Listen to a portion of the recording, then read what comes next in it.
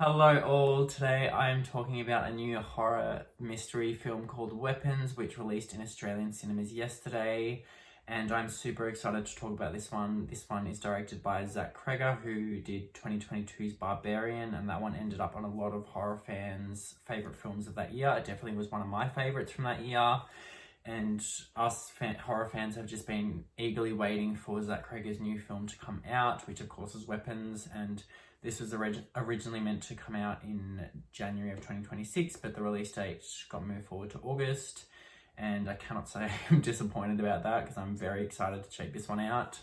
So this one has been described as a horror epic with a more personal story to it, and it follows the case of 17 students who mysteriously vanish into the night at 2:17 in the morning and are never to be seen again. And you have everyone from the parents to the teachers trying to figure out the mystery behind their disappearance. As always, I did have to watch the trailer for this because I was just super excited. I get so excited for these kind of movies, and Barbarian being one of my favorites of 2022, and I remember actually watching the trailer for that and just being so hyped, not even knowing what was going on in the trailer. And as everyone knows, the trailer did not give anything away with Barbarian, so I do hope that this is similar and subverts your expectations with what is going on in the trailer compared to the actual movie. I did read that Jordan Peele actually fired his team because they lost the bidding rights to this film, so I think horror fans are now just even more excited to watch this. I definitely am for that reason, even more so. I have no idea where this film could go. I imagine from the title of the film and the plot of kids going missing, I thought that it could potentially have something to do with school shootings, but I feel like I might be way off because, you know, again, with Barbarian, everyone's expectations were not... No one could guess where that film went, so I feel like it's going to be the same here. You think one thing's going to happen and then something else happens and it the whole plot of the film completely changes. So who knows? I just really don't know what to expect. I am going in with high expectations for this because of Barbarian. So the only two cast members that I'm familiar with in this is Josh Brolin and Julia Garner, and I really like both of them, so I'm keen to see them on board with this. And I did accidentally read two other cast members that are coming in as cameos in this. I'm not going to say who they are because I think it will be a bit of a surprise. So that'll be exciting as well. Currently this is sitting at a 3.9 on Letterboxd and a 96% on Rotten Tomatoes. So amongst all the other reasons, I am very excited to see it for that reason, and I have no doubt about it that I will enjoy this movie. I think the plot, it being original and directed by Zach Cregger and having Josh Brolin and Julia Garner and the mystery behind it and the things I saw in the trailer, I know I'm going to enjoy this. So I got to watch this film finally 5 days after its initial release here in Australia. I watched Freaky Friday and The Naked Gun over the weekend, so I didn't actually get a chance to watch this one. It seems crazy considering this is one of my most anticipated of the year, but all these movies coming out at once, I was like, I'll save the best till last. And I got to watch this on a cheap Tuesday as well, which is another plus. And I'm happy to say that this is definitely one worth checking out. I really enjoy this film. If you're a horror fan, you've definitely got to see this one. I will keep this spoiler-free and I will talk about some things that I liked and some things that I didn't like. So I was watching this film looking at Josh Brolin, and for some reason it completely slipped my mind that that was actually the actor who was playing Archie. And I was like, is this Josh Hartnett or Josh Brolin? It's definitely Josh Brolin, obviously, but throughout the film it completely slipped my mind. I think I was just too engaged with the story to remember who it was that I was actually watching play Archer. But I thought that he did great. I thought that Julia Garner, I was like, is it Jennifer Garner or Julia Garner? Julia Garner. Julia Garner did great as well, and I thought everyone did great in this film. The child actors were great. I thought that the principal was great. I can't remember his name. He did a really good job. So if you've seen the film and you've seen reviews for this film, you'll know that the plot isn't in a linear order. We follow, I believe it's 5 different segments and 5 different characters' stories intertwining throughout the film and how their stories connect with the disappearance of these kids.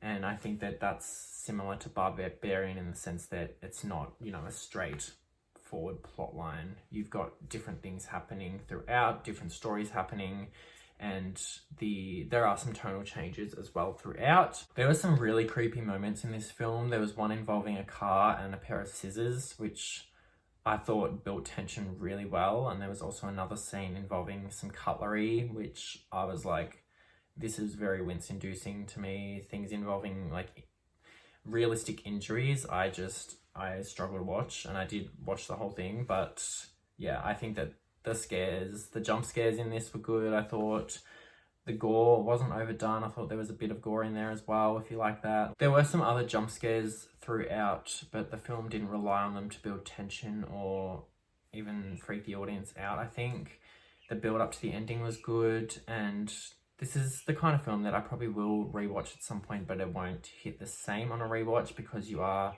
so invested in the mystery the first time around and you have no idea what's going on and how the story is going to pan out, similar to other films like Barbarian and Prisoners, where if you watch it a second time, you know what's going to happen, but it will still be really good on a rewatch.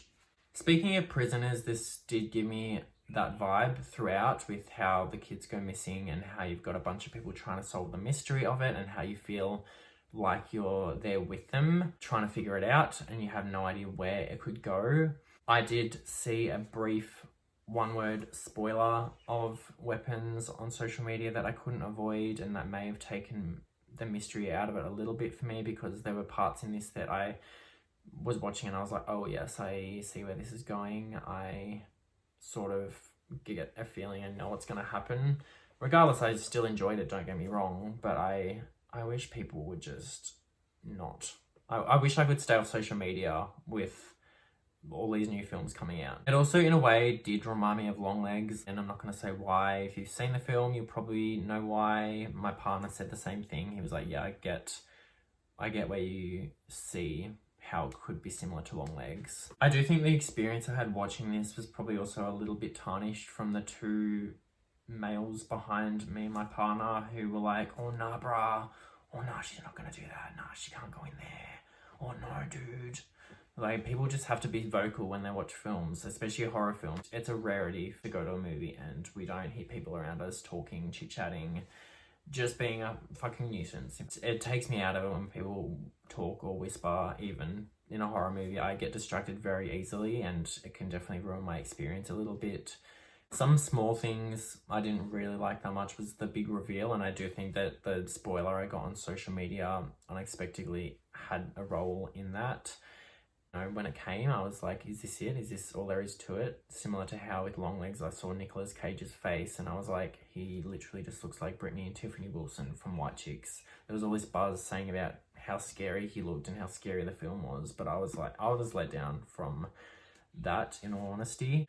I also think in saying that about the reveal, I think the person who was behind the disappearance of the kids, I don't know if that's a spoiler or not, I hope not, but the antagonist of the film, I think sometimes less is more. I think that if we didn't see as much of them, it would have kept more mystery to the film, I think. I think there was a lot of them shown. But I thought they did really well with the scenes with the antagonist, I think. I think there were scenes that were funny with them, there were scenes that were fucked up, and we got a combo of horror and comedy with the main antagonist. Also, the song choice where the kids are running out of the house near the start of the film, I thought that was very odd. In my opinion, I was a bit taken aback by that. I was like, I thought this was meant to be a horror. But, you know, Zach Cregger has his choices for how he does things. Personally, I just didn't understand it.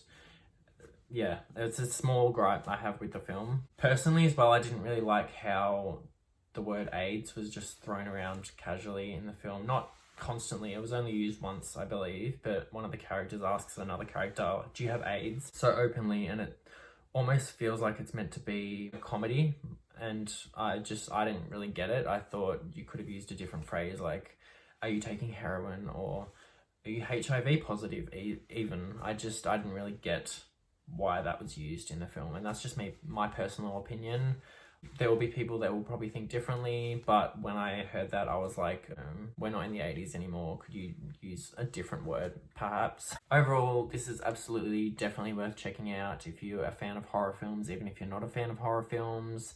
Definitely worth checking out in the cinemas with a crowd if you can. It will definitely be in a lot of people's top 10 of the year, I think. It will definitely be in mine. And I did see someone recommend a bunch of other films in similar vein to Weapons. So if you're a fan of Prisoners, that one definitely comes to mind first when I think of this film, as well as a couple others that I really want to watch now. One called The Clovefitch Killer, which I'm really curious to check out, as well as another one called Super Dark Times, which I'd never even heard of until I think yesterday.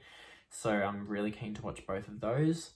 And yeah, as always, thank you for watching, and I hope to have more of you soon.